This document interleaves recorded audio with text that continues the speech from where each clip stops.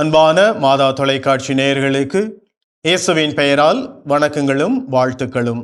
இயேசுவில் பிரியமான சகோதர சகோதரிகளே, இன்றைய நற்செய்தியிலே பார்வையற்ற பார்த்திமேயு பார்வை பெறுவதை நாம் பார்க்கின்றோம்.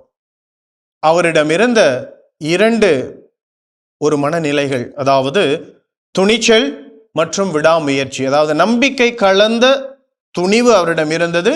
அதே நேரத்தில் அந்த நம்பிக்கை விடாமுயற்சியையும் கொடுத்ததை பார்க்கின்றோம். அந்த துணிவும் விடாமுயற்சியும் அவருக்கு பார்வையை பெற்றுக் கொடுத்தது.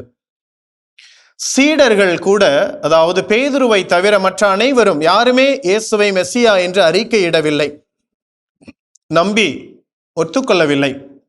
ஆனால் இந்த பார்வையற்ற பார்த்திமே இயேசுவை பற்றி கேள்விப்பட்டிருந்தார். இயேசுவை பார்த்தது கிடையாது, ஆனால் அவருடைய செயல்களை, அவருடைய புதுமைகளை அறிந்திருந்தார், பிறர் சொல்ல கேள்விப்பட்டிருந்தார். ஆனால் அதை முழுமையாக நம்பினார். யாரோ ஏதோ கதை கட்டுகின்றார்கள் என்று அவர் நினைத்து விடவில்லை. மாறாக அவர் ஆண்டவருடைய, அதாவது கடவுளின் மெஸ்ஸியா என்பதை அவர் உணர்ந்திருந்தார்.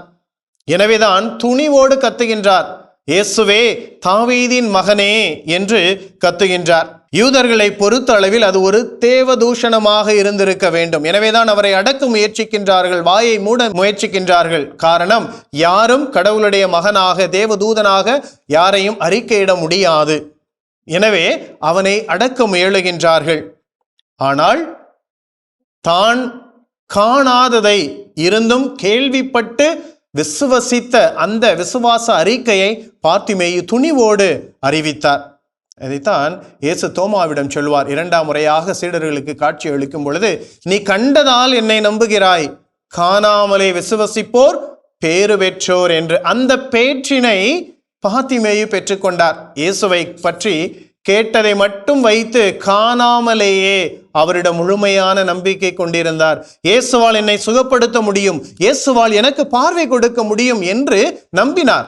எனவேதான் அவரை மெஸ்ஸியா என்று அறிக்கையிட்டார். எதை பற்றியும் கவலைப்படவில்லை. கண்டிப்பாக அவரை பலர் அடித்திருக்க வேண்டும், கண்டிப்பாக அவரை பலர் திட்டி இருக்க வேண்டும், உபாதைகளுக்கு உள்ளாக்கி இருக்க வேண்டும், துன்பத்திற்கு உள்ளாக்கி இருக்க வேண்டும். ஆனால் அதை பற்றி அவர் கவலைப்படவில்லை. காரணம், அவர் கொண்டிருந்த அந்த நம்பிக்கை, அவர் கொண்டிருந்த அந்த விசுவாசம். இயேசு அங்கே செல்லுகின்றார், அவரிடம் நான் சென்றால் எனக்கு மீட்பு கிடைக்கும், எனக்கு பார்வை கிடைக்கும், எனக்கு வாழ்வு கிடைக்கும் என்ற ஒரு துணிவு நிறைந்த நம்பிக்கையாக இருந்தது. அதே போன்று அந்த நம்பிக்கை ஏதோ 2 முறை 3 முறை கத்திவிட்டு அவ்வளவுதான், எனக்கு யாரும் கிடையாது உதவுவதற்கு என்று அவர் மனம் சோர்ந்து விடவில்லை, தளர்ந்து விடவில்லை. அவருடைய நம்பிக்கை ஒரு விடாமுயற்சி கலந்த நம்பிக்கையாக இருக்கின்றது. பலருடைய அதட்டல்கள், வாய்ப்பூட்டு போட முயற்சிகள், எவ்வளவுக்கு எதிர்ப்பு அதிகமாக வந்ததோ அந்த அளவிற்கும் அதிகமாக அவருடைய குரல் ஓங்கி ஒலித்தது இயேசுவை நோக்கி. அந்த அளவிற்கு அவருடைய நம்பிக்கை ஆழப்பட்டு இருந்தது. விடாமுயற்சியோடு கத்துகின்றார். அதாவது ஒரு மெழுகுதிரியை ஏற்றினோம் என்றால், ஒரு மெழுகுதிரி எரியும் பொழுது சாதாரண காற்றிற்கே அது அணைந்துவிடும்.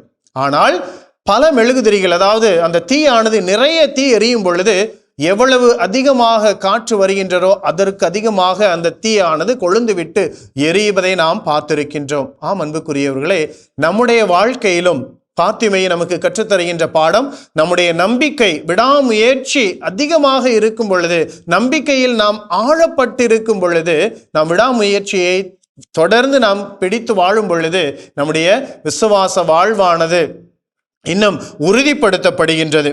எனவே நாம் பார்த்திமேயுவிடமிருந்து கற்றுக்கொள்ளக்கூடிய அந்த வாழ்வு, அந்த படிப்பினை, நம்முடைய விசுவாசம் எந்த அளவிற்கு இருக்கின்றது, நம்முடைய வாழ்விலே கிறிஸ்துவை முழுமையாக நாம் நம்பி பற்றி கொள்ளுகின்றோமா, அவரை முழுமையாக நம்பி நாம் அறிக்கையிடுகின்றோமா, அந்த விசுவாச வாழ்விலே எவ்வளவு எதிர்ப்புகள் வந்தாலும், எவ்வளவு போராட்டங்கள் இருந்தாலும் நாம் துணிவோடு நாம் நிலைத்து நின்று நம்முடைய நம்பிக்கையை அறிக்கையிடும் பொழுது இறைவனிடமிருந்து அளவில்லாத கொடைகளையும் ஆசிரையும் நல்வாழ்வையும் நாம் பரிசாக பெற்றுக்கொள்ள முடியும்.